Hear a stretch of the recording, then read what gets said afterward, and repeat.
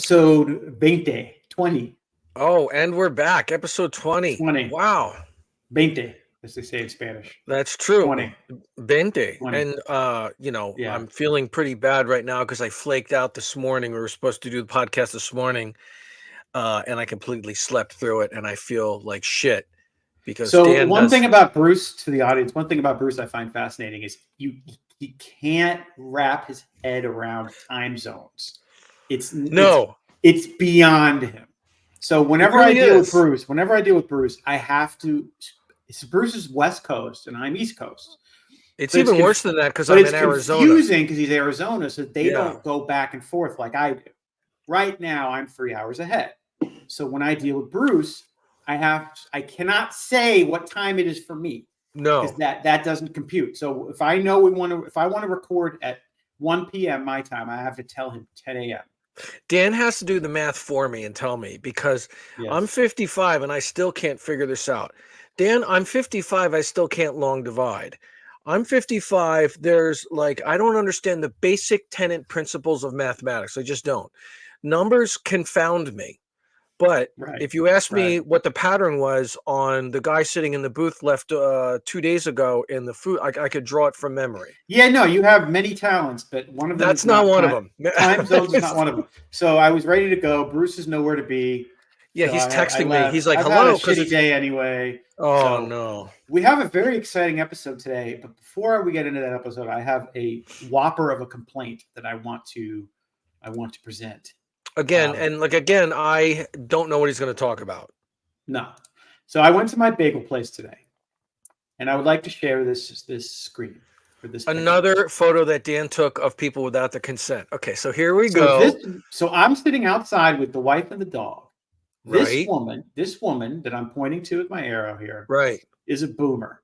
Now you're like, well, she's not doing anything wrong. What you can't tell is that she's leaning over. Her phone is on the table on speaker.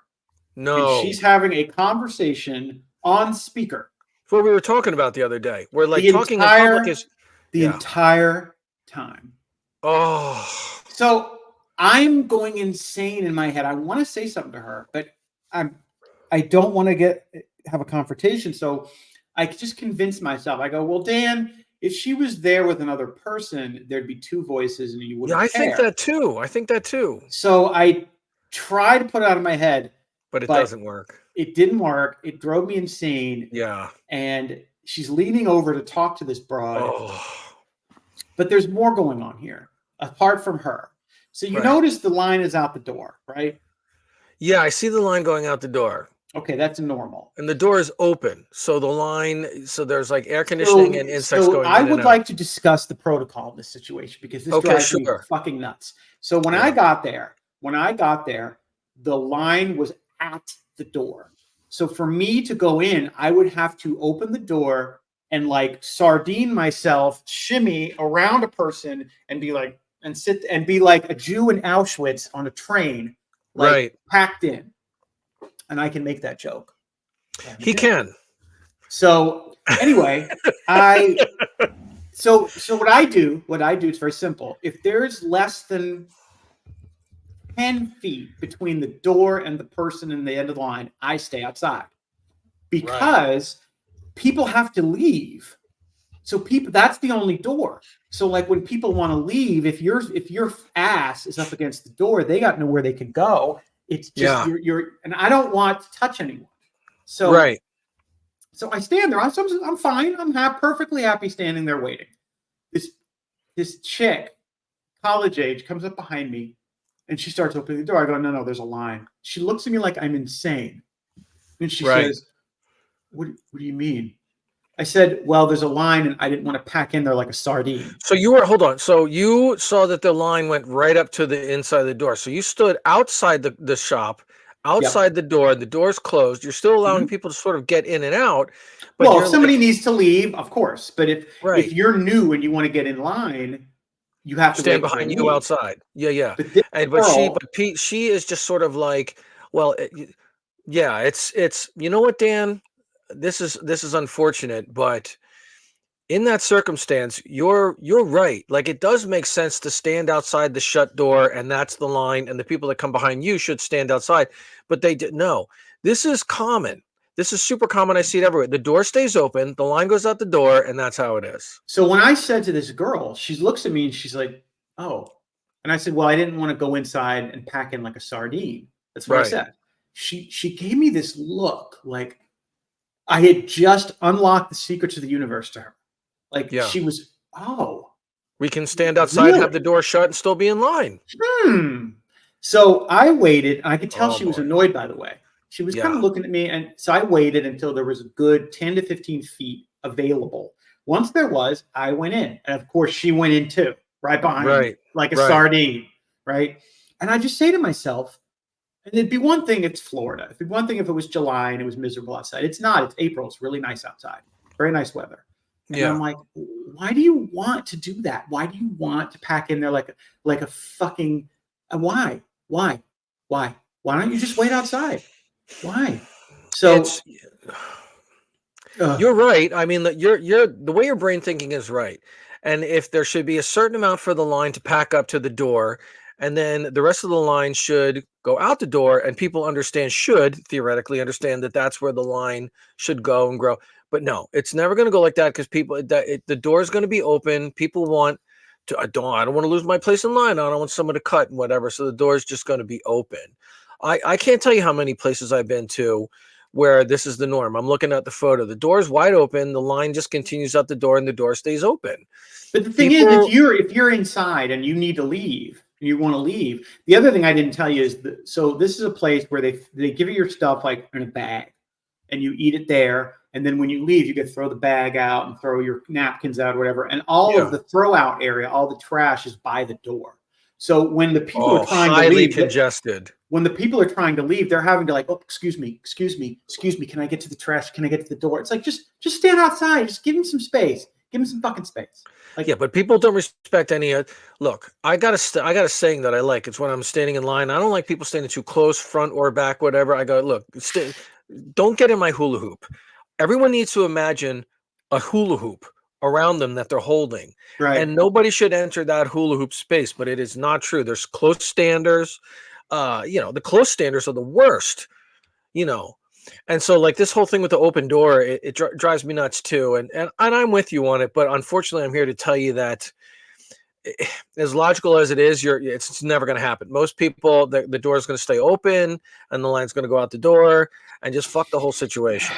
Yeah, it is what it is. I just drove me insane. I had to complain about it. But here's the thing: the different situation about this woman on speakerphone.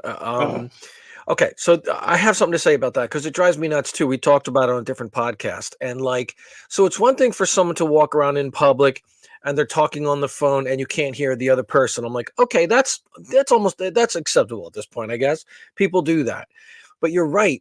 To have someone walking around and have the cell phone like on really loud speakerphone, you could hear the person, you can hear the person on the phone, and it's a whole thing. And Ro and I went out to a thrift store yesterday, right? I know you hate these thrift stores, but we're out of the thrift store. I know it skeeves you out.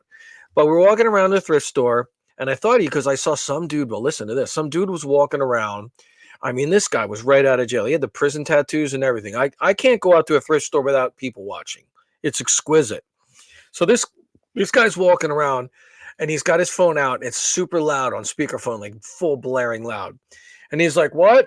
What do we want to get?" And she's like, "Make sure to get one of the sectional ones, and don't get burgundy. I don't like burgundy." So she sent him there to get a couch, and it was like to get a couch, and I couldn't stop thinking. I'm like, you need to be there if you're going to get a couch. You can't just send Yeah, him out there to get a couch and like no. go. He's going to buy a couch and come home, and you're not going to like the look of it. It's not going to be comfortable. You're going to buy a couch, bitch. Go out there. You got to be together to buy the couch. you know. And it was this whole thing, and Rose like, hey, she's trying to talk to me, and I'm like, I can't even, like, I'm just so focused, and he had it like so loud, you know what I mean? Like, what? So I could get a sectional one, but I don't know what a sectional. Yeah, Sectional is like they're in different sections. Like I'm driving right now. Would you? And I'm like, oh my god, that is it. See this thing that you and I have, this concept, this idea that when something like this occurs, we are incapable of just not tuning caring it and out. tuning it out. I am incapable of tuning out. Incapable. Like Dan this and I, this happens to me all look, the time where the wife will be out, right. she'll be trying to tell me something and talk to me. And it's not that I I don't can't hear her. It's not that I don't hear her. I can hear her, but my brain is 80% devoted to the annoyance of whatever it is. This is a fucking flaw. It's a hyper fixation on things that annoy you that you are unable to control. And I will think that, like, Dan, you're about my age, right? Yeah. Remember back when we went to school, there was no spectrum, there was no ADHD, there was none of this. It was just like these undiagnosed things, and it was just these, the bad kids or whatever. I predict that 15, 20 years from now, they're going to come out with a full diagnosis of something that we have. It's going to be like the thing where, like, you're just like, you're out in public and if something annoys you, you focus on it. You realize that I'm aware of it when it's happening. I try to control it. I'm completely aware of it. I'm completely aware of it. And I can't control it. Like I can't control it. I don't and want, they get annoyed at us. The last thing I want is to be fixating on something that's annoying me. I know. I can't help it. I can't. I mean, this guy was talking about on the phone with his sectional. I'm like, now I'm fully involved. Dan, I followed the guy around because I wanted to hear more of the conversation that annoyed me. And like, what is he going to pick the burgundy couch? And I was close to being in like, she's not going to like that one. Like, I want to grab the phone away from him and be like, honey, you want me to help him out? Yeah, he doesn't look so good. Yeah. Honey, like, and that was just the worst. But then I really do try though. Like with this woman today, this was making me nuts. And Carol was with you?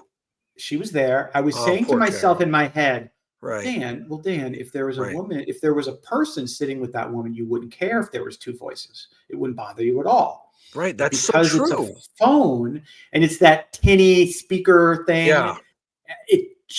And you know what? It's not even the sound of the phone. You know what it is? It's the fact that this woman doesn't give a fuck. That's what it is. Yeah. It was a real person. I know, but you're right. Like, that's what I think about too. Because if it's a real person and she's having a conversation and you overhear, it could be the same exact conversation. But if it's a real person, it's acceptable. We don't think, oh, she's talking to a person. That's fine. But since it's a phone, it's almost like, why is it annoying? And what if I throw this into the mix? What if it's not a phone, but if it's a person sitting there who's got a vocal cord problem and he's got one of those cancer kazoos? No, that wouldn't bother me at all. So this just confirms what I thought. What I think is that it's not about the noise itself. It's about that this woman is engaging in off-putting behavior and doesn't give a fuck. Like, this is social decorum. Like, no normal person does this. They just don't. If they have to have a conversation. I wouldn't. Well, of course we wouldn't. This is what I was talking about. This is becoming more and more the norm. And as society goes on, this is just what it is. People are going to be talking, and it's going to be acceptable. I mean, I used to live in San Francisco in the 90s. One thing that and this is before cell phones. One thing that would really annoy the hell out of me was like crazy homeless dudes walking around just talking to themselves, right? Just like walking down the street having these like meth conversations in their head, like, what? Don't even tell me, blah, blah, blah. Sorry. So like I would see these guys and I'd be like, oh, that's so annoying, them talking to themselves. But now I realize, oh, that's like people on cell phones. They talk to themselves. Even worse, when people have the thing. I'm sorry, this bothers me. When people have that thing in their ear and they're just pushing a shopping cart and you can't it's like they're talking to themselves. Yeah. I have that thing. I'm like, oh my God, this guy's just walking down, because he'll be walking down, the food store aisles, just like, yeah. So I talked to Donna the other day and she was like, I'm like, is this guy on the phone or is he just a crazy person? Because I have that reaction. If I see someone talking to themselves and they're not on the phone, I think that's a crazy person. You got to give them a wide berth. But like, that's not how it is anymore. I don't know, dude. I think we're losing this battle. I do. No, I know. I just had to bitch about it. I want to go into, this is a special episode we're doing today that we came up with. It's called the music episode. This is a music episode. So Bruce is a real legit musician. He had a record contract. Like, he's legit. Whereas I am just a Jew who's played guitar since 1988. And I'm. Yeah, but don't diminish yourself. You are a passionate lover of music, and I am. I am. Yeah. Yes. And over the years that we have been alive, we've accumulated some opinions based on, experience and the fan bases, and we've come up with a few categories that we would like to discuss together. Oh my And God. I sent Bruce homework, and I said, these are the things I want. And I sent 7 questions, and we both answered them amazingly in one of these questions. Amazingly. That was crazy. In one of these questions, we had the same answer. And me and Dan are very, very different. Like in a lot of ways. Yes. Plus musically too. We're very, very different musically. Very different. In certain, and the answer that we got together was so niche. The same. Yes. Yeah. And we'll get to that. When we get to that question, you'll see. So I want to start. I'm just gonna hit the ground running here. And by the way, to all the people that are listening to it, it's just our opinions. I know music is a lot like subjective art, and it's totally subjective. And you can if we talk about something and we rag on something that's okay. We all have different opinions. It's my opinion. Opinion's like an asshole. Everyone's got one. So the first question is a band that we hate, but we understand why others like them. It's not our thing. Not my thing, but I can respect certain things about it enough to where I won't shit on it too much, but I don't like it. All right. Question number 1. A band that we like. All right. A band that you hate, but you get why others like. So Dan's answer. For me is Pink Floyd. So wow. I know they're popular. I know that they're classic. I know that they've put out some really important stuff. I have tried to. I bet you have tried. This is like in your social circle too, right? I have tried to get into it, and it's not that I hate it. Doesn't like I hate it. It just I just can't. But I understand. Wow. I get it. Like it's cultural, and especially with certain people like it, and Dark Side of the Moon and The Wall. I understand they're classic records, and I'm a big Roger. I respect Roger Waters as an artist quite a bit. But I just can't. I can't. And did you like the movie The Wall? Never saw it. I couldn't do it. Oh, really? Wow. I couldn't do it. Well, I used to work at a video rental place, and we would have these dudes come in like drunk off their ass. Like, bro, gotta get The Wall, man. So and that's the other thing is I'm not a weed guy, and so I think that's part of it. Let me ask you this: have you ever tried LSD? You ever done that? I've never done a drug. Oh, holy shit. Of any kind, other than alcohol. Oh, alcohol, of course, but that's it. Yeah.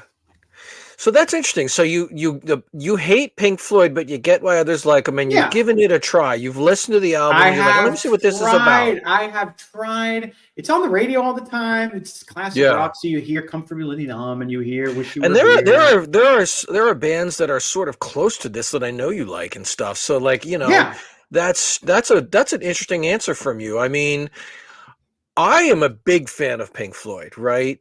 I mean, when I make my weird drawings and stuff at night, I listen to one album in particular. I listen to Pink Floyd's Meddle, Meddle.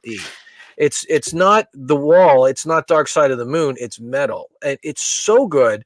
But I will predate. Is it pre The Wall or is it after? It's pre The Wall. It's early. Okay, so it's with Roger Waters. Okay. Yeah. Oh yeah. And it's just, but it is. I will tell you something about this record and their music in general. I've had a lot of pretty intense acid experiences from art school that involved listening to Pink Floyd at the same time. Yeah. And I think it's sort of connected to that in a way. And so right now, of course, I don't do drugs anymore. It's been a long time.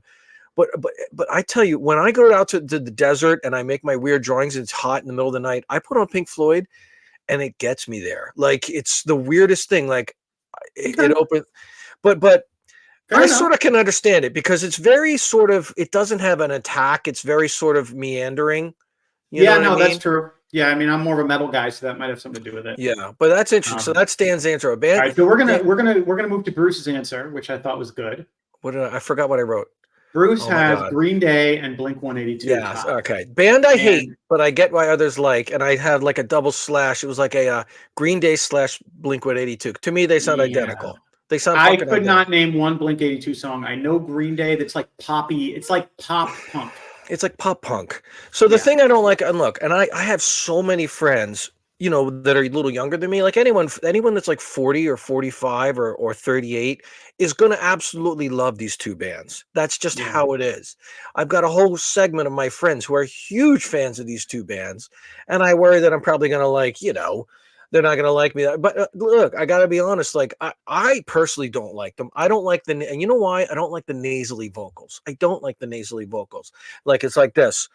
All the small things, yeah, yeah. It's like this sort of nasally sing-songy voice, and the music is it's punk, but it's very like bubblegum. I used to call it bubblegum pop. Like it doesn't very like. Man, I don't like it. I really, really don't like it. I hate it so much. But you get why others. But you get why others do. Yeah, I get why others do because the song structures are very good. The music, because I'm a musician myself, I know that the song structures are very good. The hooks are immaculate. It's got energy enough there, and it's got the energy, but it also has the element of a very melodic vocal line that makes it accessible to a large group of people. It's not just like punk rock, which is like super, a lot of people don't like punk rock because it's just kind of bad music to most people's ears. But that's why these two bands are so popular, right? And they took that and they made it palpable, to the masses. And so part of me doesn't like it either, because I like my punk. I'm a punk rocker, dude, so I like my punk rock like should be inaccessible. Like I don't want it to sound good. I don't want you don't want teeny bopper chicks. I don't want the minute like football players and cheerleaders and jocks started listening to this music, it was over. Trouble. Yeah. So I was like, no, that's like when Metallica put out the Black Album, and I came home from college, and there were all these chicks I went to high school with who couldn't name one Metallica song. You were mortified. I love Nothing Else Matters. Yeah, you were mortified. They've jumped the shark. Yeah. So those are my two answers. And then look, these bands sound a lot alike to me, but I haven't even tried. Like I've listened to this music, and if I go into there's two songs by Green Day in particular that if I go into a grocery store and they're playing it, I'm walking out. I'm going to a different store. Hand to God, it's that song because do you have the time? Yeah, that one. Awful. Or like these are the days of our lives. I walk out. The second one, I would walk out. The first one, I will under protest. But I walk out. Yeah. So I mean, that's my answer. I hate them, but look, that's just. But you can respect certain things, is what you're saying. Oh yeah, I'm a musician. I know these guys. Green Day and these guys would always be around. They've seen Pagan Babies concerts back in the day. This dude on the left saw Pagan Babies in Berkeley. He was a little kid, and I was young too. So, but I mean, look, they like the money, man. Don't like it. They love that sweet paycheck. All right, so the next one's going to be more fun. It is a band that is extremely popular that I hate. And I do not get the appeal on any level. So it's kind of like the same question, but the difference is you just don't get the appeal, right? And you and I hate them, and you can't even wrap your head around why other people. You and I went different directions on this. Interesting. And I went with something very, very popular, Bruce Springsteen. So interesting. I do not get on any level the appeal of this guy. And again, his body of work. I am not saying doesn't have talent. I'm not saying, because music is subjective. Yeah. But he's talking about Bruce Springsteen. Bruce Springsteen. I do not get it. And it's not that I can't understand why. It's not. It's Dan, let me just let it. Dan hates Bruce Springsteen, but he cannot grasp why other people like Bruce Springsteen. Why? And I know he's sold a lot of records. I get it. I know that he's very popular and a lot of people love him. I get it. I get that. Yeah. But I don't get why. Like there are a lot of bands that are huge that I don't like, but okay, like Adele. I'm not an Adele fan. Adele's very popular, but I get it. I get it. Yeah. That voice, that's something there. There's something there. This I do not get. See, I'm sort of with you. Like I don't get it either, because when he came out, okay, so Bruce Springsteen came out big.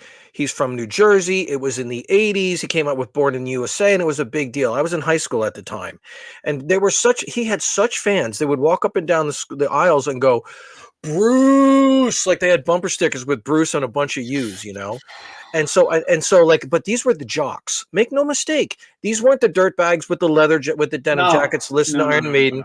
And so the thing that really was interesting about Bruce Springsteen fandom back in those days, and still, I couldn't figure out like what kind of music is this? Like, it didn't fit any kind of genre. Like, I was like, is this fucking rock and roll? Is it metal? Is it country? Is it like, I didn't even, and I still to this day, like, it didn't fit into any certain kind of music. I think this is a theme that's gonna run through this episode. I think in a lot of ways it's sort of snob rock. It's sort of like, no, there's more going on here. He's speaking to the struggle of the working man, of the That's white, of the working class. And it's like, okay, but like it's just shit. Like I don't get it. Like take Bon Jovi, right? Similar genre, from New Jersey. Again, I'm not a huge fan of them, but I get it. I get it. I get it, because but Bon Jovi's got like that's power pop. Those Bon Jovi's sort of, he's got like a hair metal element, and but there's other bands that are sort of like Bon Jovi. They could write like a chorus, like whoa, yeah, like look, give credit where it's due. I get it. I just don't get this guy. It's not that I don't get when anybody likes him. I don't get this massive appeal where he's like this god, wildly popular. Why? Like, no, maybe I mean, maybe like the weird Clarence Clemens thing, like the horns, dude. No, that was I was gonna bring up his name. So like when this music came out, and it was weird because this is during the 80s. Remember, there's a lot of strange sort of one-off things that came up in the 80s. Like there was like Dexy's Midnight Runners and stuff, and there's like these sort of weird like sort of subgenres. But like when Bruce Springsteen came out, and there was like those like the heavy keyboards, heavy synthesizer keyboards, along with fucking saxophone. And I was like, if it's not with ska, like why is there saxophone in rock and roll? It made no fucking sense. And it was kind of like sing-songy dance along. I can appreciate it to it, I guess, having the sax in there to an extent, but like the body of work, the songs, I just don't. Yeah, get dude. it. No, I'm with you. And so I have tried. I have tried. It's not that I haven't heard it or, bro, you got to listen to Dark Seas Edge of Town. I've tried. I'll tell you what. You know what? You're right. I sort of agree with you on this one, but I'll tell you this. I'll circle back because this guy fits a different category that we'll talk about later. Okay. But I sort of I'm kind of with you there on this one. All right, I love really yours. So this is Bruce's. Bruce picked Primus. Oh my God. Okay, this is a band I hate, but I cannot grasp why other people think they're so popular. I chose Primus, and people are going to be like, "What the fuck, dude?" Yeah. Well, they're nowhere near as popular as Bruce, but amongst a certain crowd, they're extremely popular. Primus on the West Coast in the 90s was bigger than Bruce. I'm telling you, these guys were just fucking. And I was in Grotus at the time, and these guys were doing well. I mean, but like they have this song called "My Name Is Moot," whatever, and like it's just very okay. I hate this guy's voice with a passion. This guy's voice sucks. It's like a weird Al Yankovic just goofball. It's like a goofy Primus is like a goofy mathcore, like fucking, and like everyone just goes off about how great they are and how great the bass lines are. And it's these horrible slap doodle doodle doodle, they slap the bass line, and they're super, it's like a super goofy, and it's like the element of comedy is in there. They think they're so funny and stuff like this. And I never understood the appeal. Me neither. I mean, and this stuff was shoved down my throat. Like, oh, you gotta love Primus. And people that love Primus are kind of like people that love Tool. They fucking love it, and they don't understand why anyone else doesn't love it, and they're upset when you don't love it. Primus, hell no, I fucking hate them. I don't care. Terrible. They're and awful. I fucking hate their music. You texted me and you nailed it. It's the soundtrack for an adult Chuck E. Cheese. That's exactly correct. What it is. Like if there was an adult Chuck E. Cheese. And it's like a goofy, just sort of vibe in there, diddly, diddly, diddly, diddly, and it's like people that aren't serious, you know what I mean? Like, don't know. No, it's awful. The only positive thing I would say about Primus is they did do the South Park theme, which I love South Park. But okay, yeah, I do love that. And as musicians, look, I get it. Talented as fuck, especially the drummer. People don't talk about it too much. This drummer's so fucking good. And they would pack the Warfield, and they were just like dominant out there on the West Coast and stuff. But like, I just fucking hate it. And I get in arguments with people. You don't like Primus? Like, no, I don't fucking like Primus. Yeah, I'm with you on that. It's a good one. That's a very good one, and that's going to lead very nicely into my next one, which is the next category. Another question. Is a band you like, but right. you hate the fan base. Interesting question. And mine so the question Rush. is, what is a band you like, but you hate the fan base? And so Dan for chose me, that's Rush. And I'm a Rush fan. I'm a Rush fan. I've seen them live. Rush. I wouldn't say I love them, but I like them. I'm a fan. I've seen them live. Great respect for Alex Lifeson, the guitar player. He's amazing. Neil Peart. Obviously Neil Peart. But the fans are fucking snobby. They're insufferable. Snobby douchebag assholes. And they are. The deal for me, because I'm a metal guy, the deal with rock and metal, for me, is that at its core, at its most pure, it's a people's thing. It's really it's a populist music. It's not about the critics. It's not about the snobbery. It's not about the, oh, do you hear the, it's like, it's everything the Rock and Roll Hall of Fame is not. It's all about the people, and it's just accessibility to everyone. Accessibility, and really just about giving a shit about, the fans and the regular guy. And again, the Rush, the band is fine. Their music is really, really good. It's great stuff. But their fans are fucking nuts. I get you. It's almost made me not want to like them, because I feel like saying, dude. So like, if you were to wear a Rush shirt out to the bagel place, that some Rush fan would walk up to you and want to talk. I wouldn't do it. And as much as I like Rush, I would not do it. So it's so bad that you would not even wear a Rush shirt. And it's a weird dichotomy, because normally I would not like the band either, because I don't want to be associated with that shtick. But I don't hold the fans against the band. Right? It's not Alex Lifeson's or Geddy Lee's fault that they have legions of these fucking hyper snob prog rock snob douchebags, right? And I really hate prog rock, and there's more going on here, bro. You gotta it's like, so I'm in agreement with you. Yeah, here's the deal. Coming from a musician, right? Like, Rush is what sometimes they call a musician's band, right? Because it is that snobby thing, right? And they're very much also like a math band. They got strange time signatures. They got very difficult to pull off transitions. You got to be really talented. And when you are a musician, like you are too, you can hear like, this is difficult to play, whatever. But a lot of times good music really isn't about, like people like AC/DC. It's a nice, simple chord progressions, and people like that. It's a populist thing. It can be done. I mean, don't get me wrong. Like, Rush pulls it off, where they have these really intricate time signatures, and like La Via Strangiato, bro. It's like 13 minutes. You know the whole thing. I mean, I get it, and it is really good stuff. And I'm not shitting on the music, but the fans, they're insufferable. I just 100%. 100%. My honorable mention. Actually, I can't put here because I hate the band. We'll do it in the next one. I have another fan base I want to say I hate, but I don't like the band either, so I can't. We'll double back to that. But this is a band you like, but you hate the fans, and it's Rush. And you know what? I get it. I went to high school, and the people that liked Rush were just a little like, it's kind of very Rush is like math. It's like Primus to me. It's very mathy. No, they have a far better body of work than Primus, but yeah. Oh, of course, but it's just very mathy, Yeah. It's just too complicated for its own good. I mean, yeah, it's good and stuff like that, but like, very often with mathy music, any kind of mathy music, whether it's Tool or Primus or Rush, the fans can be insufferable with mathy music because they think they're elitist. Oh, yeah. And it's just sort of ruins it. You're just shitting, you're shitting on your own point, because again, this is rock and roll. You're not supposed to be that way. It's fine to love a band. It's fine. Look, I am an Iron Maiden fan. I am a fucking massive Iron Maiden fan. But you would never catch me trying to like talking to other people like that and be like, bro, you don't understand, man. I'm just not that guy. Yeah, no. Anyway, I agree with you. I want to get to yours. I find yours fascinating. You pick AC/DC.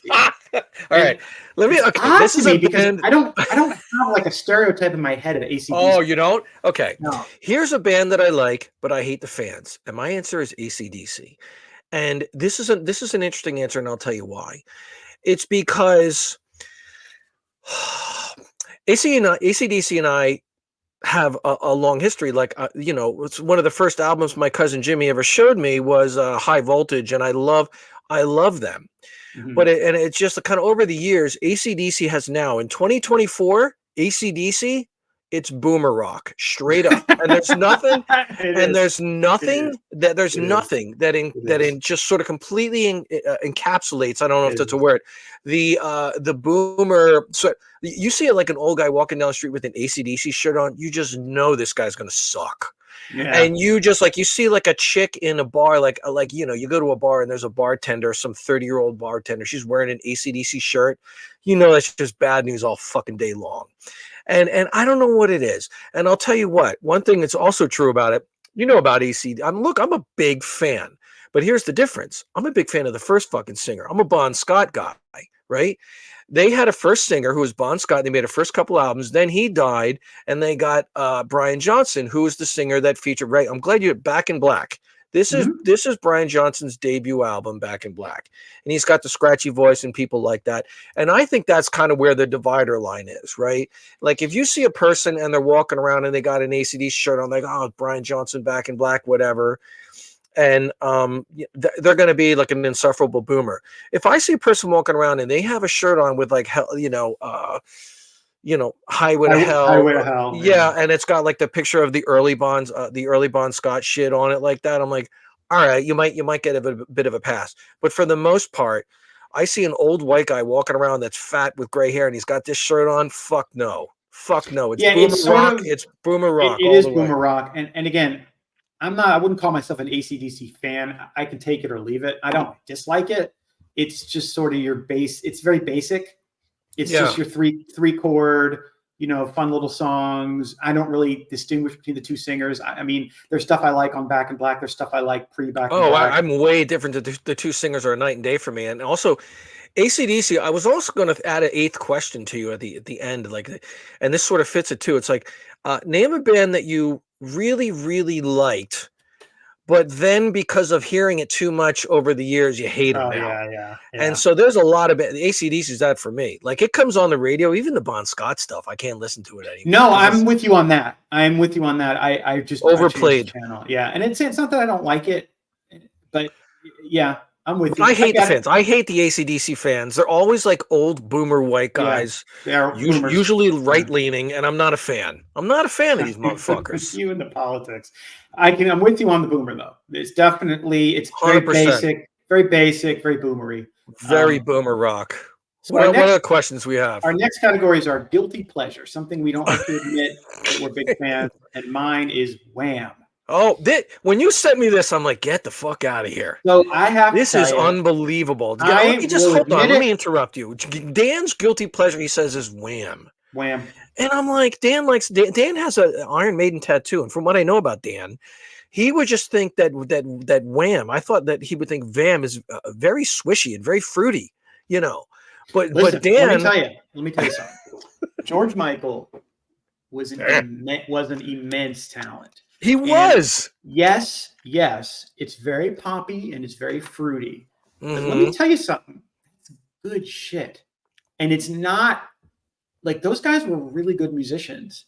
And George Michael in particular, really good musician. Yeah, just skilled. Amazingly talented. Huge loss that he died. I'm gonna agree. And he could if he had lived, he could have written some like grown as a writer, and he could have made all kinds of shit, You look at the success they had as Wham, and then he goes off on his own and he has all these number one hits, and then he comes out with Listen Without Prejudice in the 90s, which was a totally different sound than everything he'd ever done.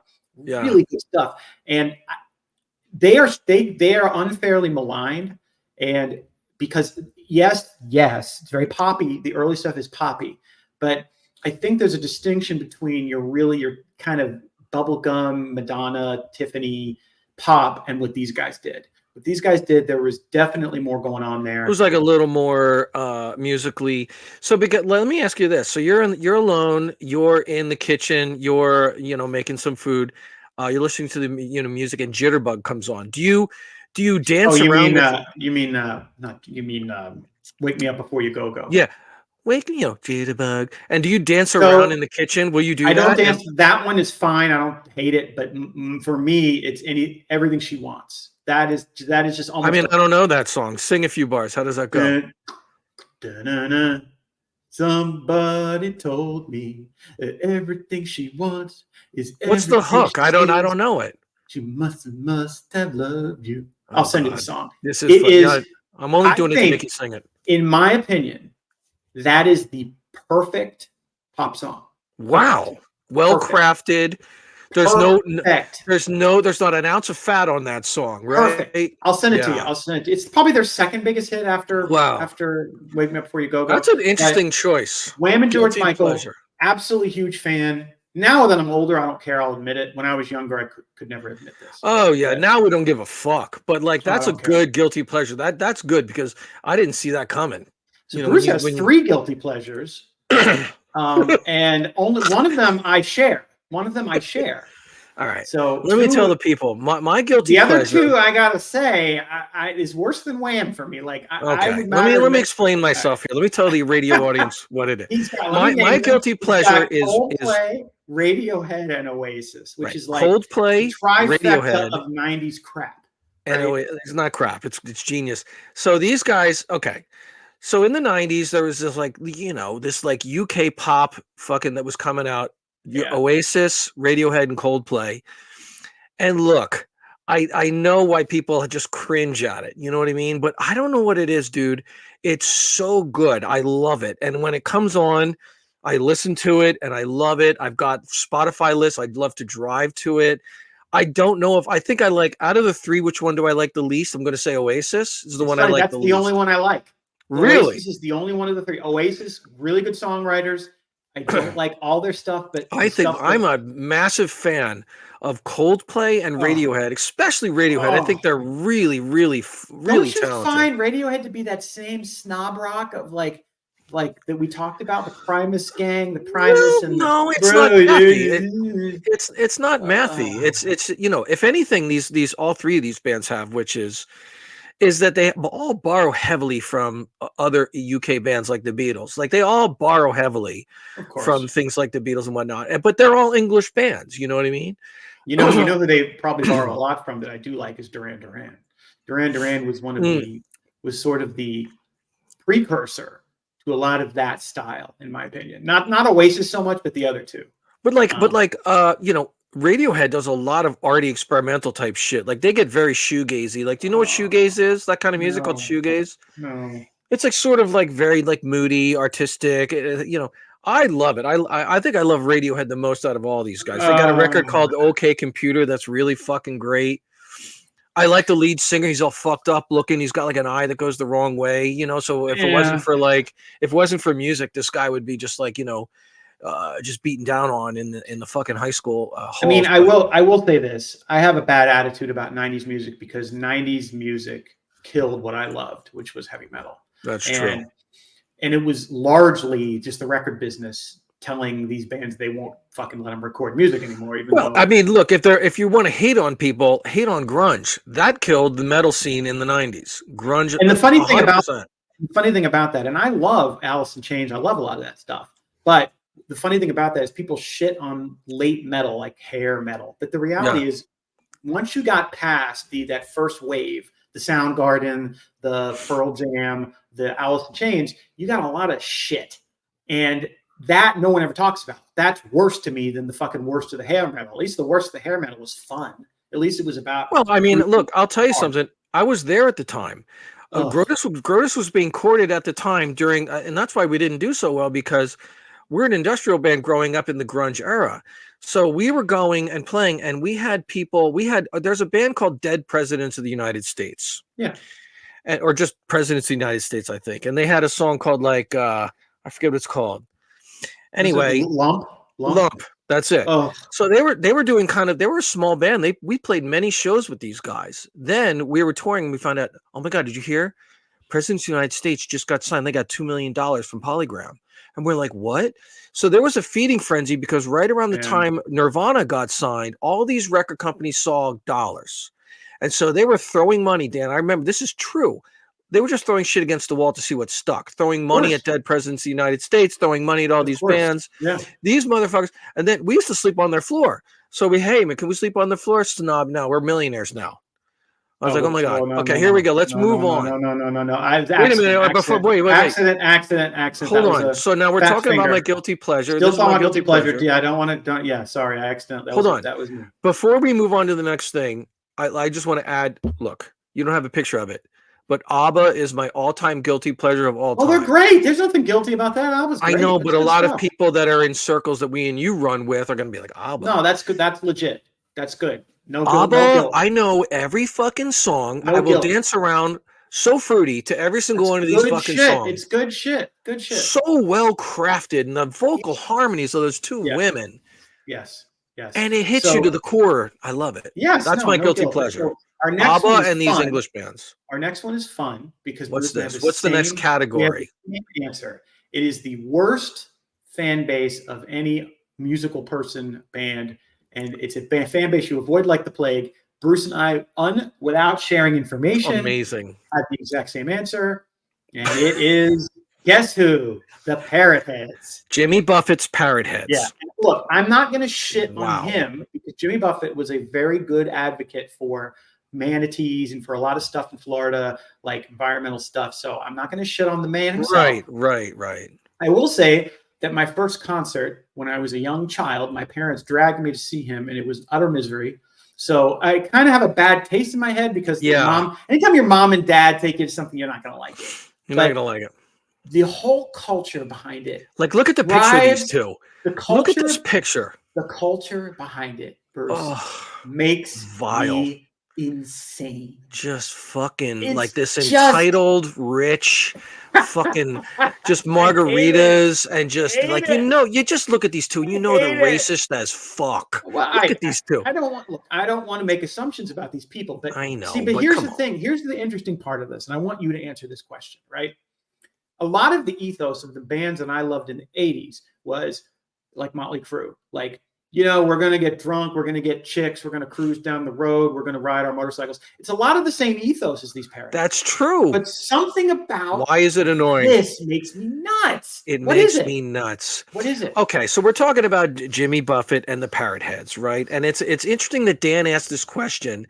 And it's not like Jimmy Buffett lives in my head or the Parrot Heads. I don't know. But when you ask this question, my mind starts thinking about fan bases, right? And I'm thinking, well, what about the Juggalos? What about the Deadheads? Blah, blah, blah. There's lots of things to hate about all these different fan bases. But the thing that immediately... The wife just texted me, and I think she's got it. I think she nailed it. What's that? She said the reason that we hate them is they're too happy. I think that's it. That's true. It comes off because metal, of course, you love it and you're happy. There's torture in metal. There's pain in metal. Anger there. Yeah. There's no anger. These guys, there's no bad vibes. It's just all like everything's great. Their lives are great. Their lives are great. I got no problems. I got my fucking Parrot Head thing. Look at me. Cheeseburgers in paradise. Everything's great. Margaritas. Let's get drunk. She might be right. Yeah, she's absolutely right. Because look, there's no songs of torture from Jimmy Buffett, pain and suffering and hardships. Nope. No. It's like, hey, we're all just fucking doing well. Look at us. We all are doing well in life. Everything's great. Get fucking fucked up, man. Yeah, and that's the worst. When sort of like a well-to-do privileged crowd is just flaunting about how great things are. It never. You can't. How can you relate? How can most people relate to this? It's annoying. Can I give you my honorable mention that if I had to do a second place, and it's a distant second, cult fan base that you avoid? What's that? Dave Matthews. Yeah, that's pretty bad, dude. Like that's stand it. I don't get, and he's one where I don't get the appeal at all. Like I didn't pick him instead of Bruce because Bruce is much bigger, but in the 90s. In the 90s, Dave Matthews got rammed down my throat, and I was like, "What am I missing about this guy?" It's just whiny acoustic guitar. Anyway, and the fans follow him around. It's like horrible. But you know what? I'm gonna circle back. Worst cult fan base I avoid like the plague. My honorable mention: Springsteen fans. Springsteen fans. There's a whole thing with Springsteen fans. This denim wearing. Fucking red bandana, tuck in the shirt, button down, American flag waving. Fuck off. I hate them. Yeah. But look, Parrot Heads. Look, there's other fan bases that we're a part of that people could have the same thing. Oh, I fucking hate punk rockers. I fucking hate metalheads. I fucking hate deadheads. I fucking hate people that like rap, EDM people, drum and bass people, whatever. There's a whole thing. I don't know. I guess my wife nailed it. There's something about these really happy people with their alcohol and their, it just feels so contrived. Like I'm looking at this picture you put on the right now. It's this two like older Gen X couple, and they're just drunk. Oh no, that's a kid. That's a kid? I think that's a father and a kid. I thought it was a misshapen old woman. No, I think that's a kid. But anyway, it's just still that like, oh, we're doing so great, and there's huge RVs that just look behind him. You got the straw. You got the blow up palm tree. Like it's just the wealth. It's just the wealth. Everything's great in our life. You know what? Oh, there's hardships in the world. That must be nice. Have another cheeseburger. Oh my. Yeah, I guess that's what it is, because the shit that I like emerged from places like Birmingham, England, where it's like a factory town. And see, I like music. You know what? I like music that also has a good element of pain and like, like all art, whether it's music or whatever, should have an element of like anger, struggle, pain, and suffering and darkness that comes with it. You know, and it can be happy, but it's got to have the yin and the yang. You've got to These motherfuckers all yin. You know, it's all yin. That's right. It's all yin. These guys are all just like, oh, cheeseburgers and margaritas. It's all good, bro. Just paradise. Goddamn fucking no bad. You never see that sticker that says "No bad days"? I fucking. What do you mean sticker? No bad days. No bad days. Fuck off. Oh yeah, I know. I know. I'm getting too angry. So the next one is a song we like by a band we hate. Okay. I forgot. I did Nirvana's Heart-Shaped Box. Wow. Let me start. Nirvana is overrated as fuck. If Kurt you hate Nirvana. If Kurt Cobain had not died, right, we would today think of Nirvana as it's because he died. It's because he left the party. He left the party early. Died, and so it became he's like a martyr. And I know they were one of the early grunge acts. I get all that. I get they were popular. They sucked. I'm sorry, they suck. They suck. I'm sorry to tell you, they suck. Okay? I don't agree with you on that, but I get okay. So this why? But I do like Heart-Shaped Box. I do like this song. I believe it's their second. How does it go? I forget. How does the song go? It's got a little metal kind of. It's a little more. I don't know. There's something about it that is you just like it comes on the radio. I like it. Okay. I like that song. I was at the time I was in college and I was working at the radio station. This was in rotation, and I liked it. And I didn't like Nirvana, but I'm like, okay, I like this song. But the first record was so shoved up my ass with Vaseline. Oh yeah, well, you know what it is? It's a victim of being overplayed. That's fucking part of it. And I'm sorry, I think they suck. I think they suck. I think they're wildly overrated. I think Kurt Cobain, if he hadn't died, and I'm sorry he died, but if he hadn't died, I don't think they would have near the legacy that they have now. And Dave Grohl's a whole other discussion, but. Dave Grohl, I kind of like. I could talk for an hour. I could talk for an hour on how much I hate Dave Grohl, and I don't know why that is, but I just fucking hate that gum chewing horse face. I don't know. I kind of like him because he doesn't. You know what I like about Dave Grohl? He doesn't take himself that seriously. He doesn't take himself that seriously, and I can respect that. And again, I'm not a huge fan of his music. I'm not a big Foo Fighters guy. It's not that. But I can respect the fact that he has a tongue-in-cheek kind of thing about what he does. I can't. I'm not even going to get started with Dave Grohl. Okay, so okay. What is mine? What I forgot. What's yours the song? Is "Stranglehold" by Ted Nugent. And I fucking told you. I've told you 100 times. 100 times. Separate the art from the artist. So you're going to assume what I'm going to talk about, but Ted Nugent's a loon. I'm not saying he's not a loon. Look, it's not about that. You're dude. You think I'm going to talk politics? I'm not. This guy, okay, so of course the guy's a fucking lunatic right now. That's fine. I'm talking about his music, right? Okay. So Stranglehold, I used to do a radio show and I would play Stranglehold. Now Stranglehold is a great song because it's got this slow, haunting vibe. And he builds it up with crescendos up and down. He takes you on a journey, right? And I like how slow it is, and it's got this big spacey part in the middle, whatever. Most of Ted Nugent's music is very mid, you know?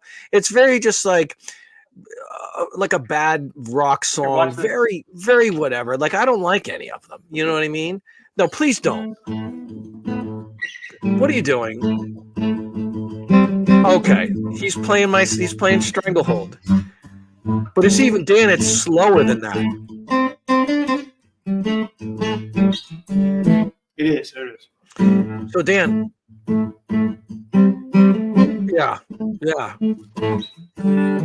Sorry. Very good. I mean, Dan is flexing his skills, but you know what? That it's a good song, and it's got a really good drum part in it, Dan. Yeah, he's good, like man. the drum part in is good, and you know what else is good about it? It's And not the too many singer. fucking vocals. No. I hate him as a singer and as a frontman. That's not him singing. That's Mark. That's the what's his name? That would explain it. I didn't know that. So that's an interesting point you bring up. The stuff. So Ted Nugent is notoriously hard to get along with, and was kind of an alpha male. Well, and he's he's vile. The singer. Let me find. I gotta look up his name.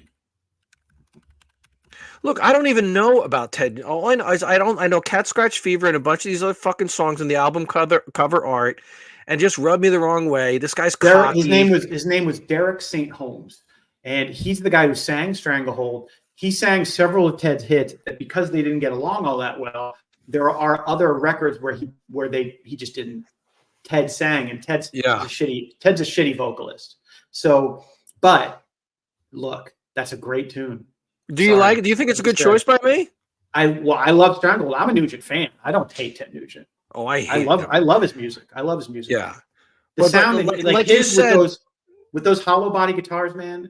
Like, those are fun. Like that's good stuff. This was a tough one for me to pick, because I was like, I have to find a song I like by a band I hate. I started this was tough for me to pick, because I'm like, if I hate the band, I'm not going to find a song that I like from them. But I thought about this because I have a lot of these. I know. I spun this on the radio all the time, and it's like, I remember it's like a long ass song. You can go to the bathroom, and it's just like this great spacey. And during the mixing, by the way, the mixing of the song, it goes into that spacey part in the middle. Motherfucker, in the mixing board, they're throwing reverbs and shit on it, and it gets almost like a Pink Floyd element in the middle, where it definitely starts to wash around and gets trippy. And it's just got a very good vibe to it. But I don't really like this guy's catalog.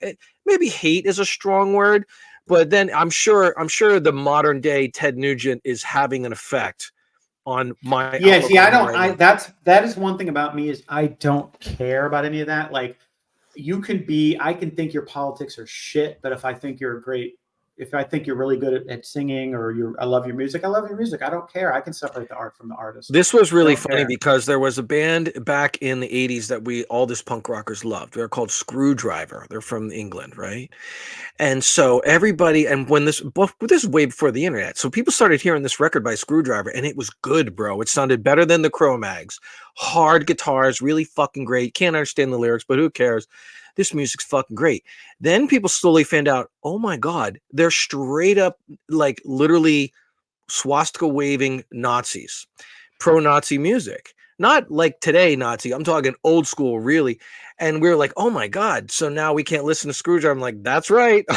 So yeah, I'm of the opposite thing. Like, if a person's shitty, even though like I will like their music or art, I'm not going to engage in it anymore. Well, I mean, look, if you're talking about someone singing "Kill the Jews," then I don't know that I could be a fan. But if I happen to know, like, I'll give you an example outside of music, is Rob Reiner. Rob Reiner is a classic, just the worst politic, just a rich guy who has no fucking idea what's going on in the world, is in a bubble. I hate him. I can't stand him, but I love what he's done. He did Spinal Tap. It's one of my favorite movies. I know. If we were going to do this about music, and dude, I love Spinal Tap so much. I can't. The minute you start hating somebody's art because of their political beliefs, it fucks you, because, like, look, I love Ted Nugent's music. I don't care about his politics, and it works both ways. Like, I can think your politics Rob Reiner. are great. I can think your politics are great, but you're shitty. I hate your music, right? Same thing. I mean, anyway. Yeah, I'm different on that, but that's the song I picked for the song I like by the band I hate is Ted Nugent's Stranglehold, and I knew you would like. That's a good choice. The last one, which was the easiest one for me, is a song you hate by a band you love. Song you hate by a band you love. This for me was literally, Bruce. This song. This came to you right away. If this comes on the radio, I out the door.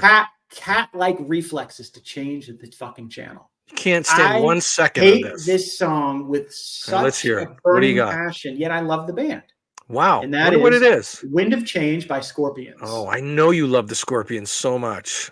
The minute I hear that whistle, yeah, my sphincter goes like this, like, and my hand hits I go for that fucking butt dial at like, I'm talking cat-like reflexes. Is this a common belief with other Scorpions fans? Like they must feel the same way. Do you think? I wouldn't call myself I'm not like a super fan of the Scorpions. I do like the Scorpions. I like them.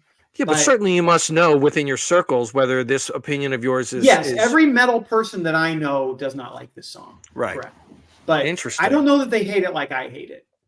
You really fucking hate it. I hate this song. There is not a way to measure my hatred for this song. This looks like it's one of those records from the late 80s where they sort of like jumped the shark a little bit and it's just not a very good record. And this is just like, did they take a new direction and get very like synthesizer based? No, one thing about the Scorpions, man, they've always been about the same with their sound.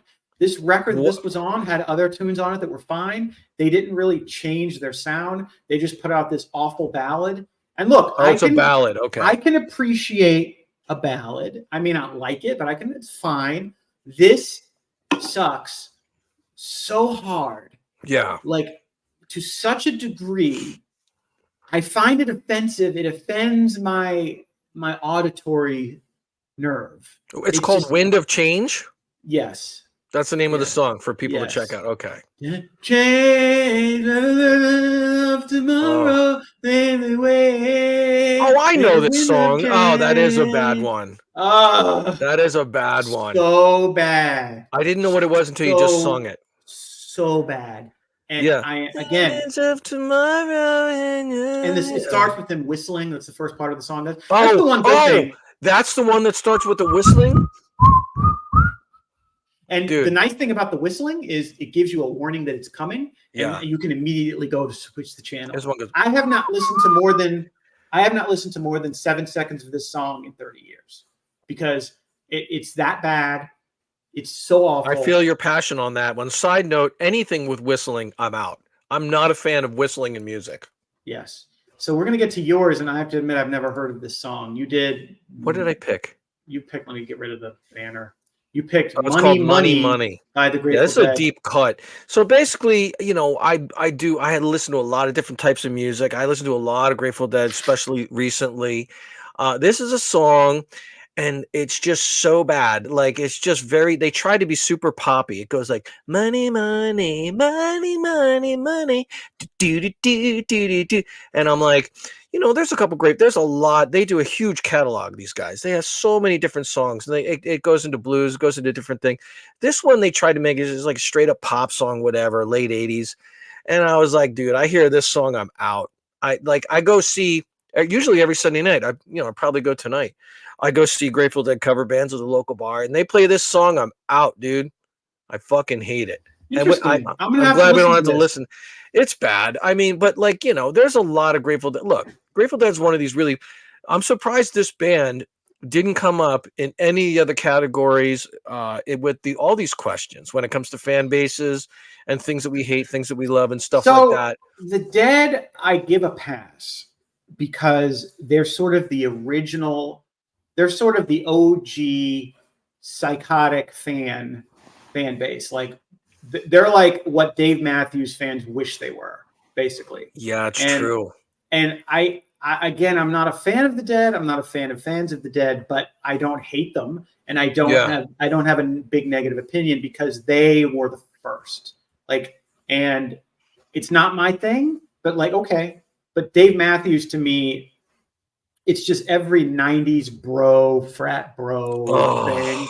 Whereas at least the Dead's boomers, so that's bad. But the nice thing about the Dead, I think the nice thing about the Dead is they, it's been a long time since they've put out any material. And I think the positive of that is they never completely bastardized themselves, which eventually they would have. And so in a way, what you remember about their fan base is the way it was in the 70s and the 80s when the hippies were still hippies, whereas now they're just douchebag boomers who are rich, right? So I guess that's what it is for me, is that I can kind of respect it. Even if not, again, I'm not a fan, but I can respect it. It's weird. Like, remember when I said earlier about you see a dude walking around, like an older white guy walking around with the AC/DC shirt, he's going to suck, but that's a terrible broad assumption to make, but okay. But then I find, if that's a double standard, because I see, if, I'll wear a Grateful Dead shirt.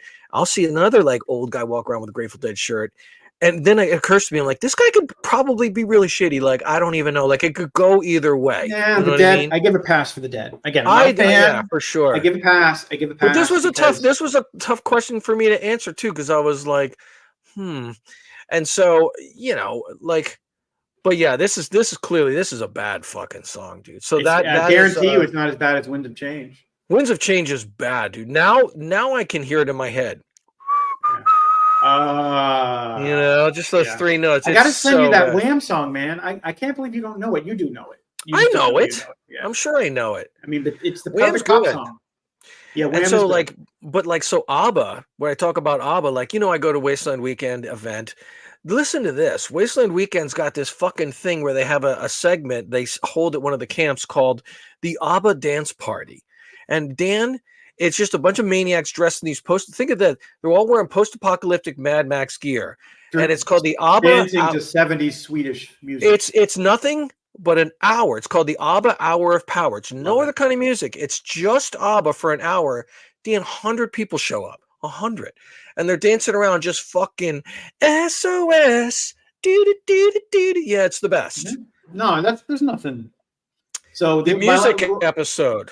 We've just about wrapped it. We have to punish Bruce for his tardiness today, and the punishment is we're going to look at the picture. Yeah. We're gonna really look at Bruce at 30 versus 55, and we're gonna see person. We have skinny guy posing with a cigarette, and then we're fat. You're not fat, but he's old, little husky. Little husky with his 5 o'clock shadow. So this is your punishment, man. Thanks. Well, I deserve it. Dan, let me just apologize on air. I feel really bad because, I woke, like I said, I have no sleep schedule, whatever. And I woke up and it's like 11 in the morning. I'm like, oh, the podcast was supposed to start an hour ago. And I'm friendly. And one thing about me is and I was just telling Ro this. One of my things is I hate it when people are late. I hate it when people are late. I hate it when people and I'm a Taurus. So when I make plans are plans, and that's that. So when I do it, I feel like this sense of I'm so fucking mortified that I did that. I'm self-flagellating. I had you had a bad night. It's fine. I'm giving you shit. So I want to, what we're going to start doing, I'm going to give a little taste about next week's episode, because next week's episode, Bruce made an impact on me. In my professional life, I've told him the story. Oh, I was glad to hear about this. I'm not going to go into this now because we're already over an hour. But next week, look forward to a very good story of Dan learning from his friend Bruce, and applying that to his professional life, and doing something that's very out of character for me. Very out of character for Dan, because I give Dan this bad advice all the time. Well, maybe bad for him, but when I found out that he did this, I was like, oh my God, way to go, bro. Very punk. So that'll be next week. But until then, everyone, that's this week's music episode. I appreciate everyone. Thanks for listening to the music episode. To all my friends, I'm very sorry. About some of the opinions, whatever. All my Primus friends who really love Primus. Yeah. So everyone, I appreciate 20 episodes in. 20. You believe it? We made it to 20. Dude, we're doing good. Just dozens of followers, handfuls of listeners. Be patient. But really, who cares? But Dan, that's not why we do this. We do this because it's art. It is like a diary. It really is. It really is. It's cathartic. It has helped. It has absolutely helped me. 100%. Also, it has. Next week, I will also update. I will touch back on the continuing saga of my horrible car situation. Transmission gate. Yes, guys. Everyone listening. This is disaster. This is. I called Dan on the verge of tears, asking him man to man, because I know Dan moves a lot of money around and stuff, and he's a normal person, Dan. And I was like, how does one cope with this kind of traumatic? And Dan's like, it's just it happens, and I just don't have this skill. I'm a guy who goes to the penny slots in Vegas, and if I lose $20, I'm mortified. Dan's like. Let me just put it this way. Bruce's transmission story is basically Sunny at the Causeway. That's what this is. It's what? Sunny at the Causeway. What is Godfather. that? Godfather. Sunny at the Causeway. I know all the Godfather. What's the Causeway? I know Sunny. Sunny. Oh my God, Bruce. Sunny. They trick Sunny into coming, thinking he's going to save his sister from. You mean at the toll booth looking thing? Yeah, that's the Causeway. Oh, okay, I didn't know there was a Causeway. It's a toll booth. Okay, I know. I know the scene very well. Yeah. I didn't know you called it the Causeway. That sums up your transmission situation. Sunny at the Causeway. Dude, it's fucked. I just got riddled with bullets, man, for sure, man. Yeah. So next week, guys, we have stories. So tune in. Tune in. All right. Tune in next week. Who knows? Heeb and Goy it is. Tune in next week. Peace out.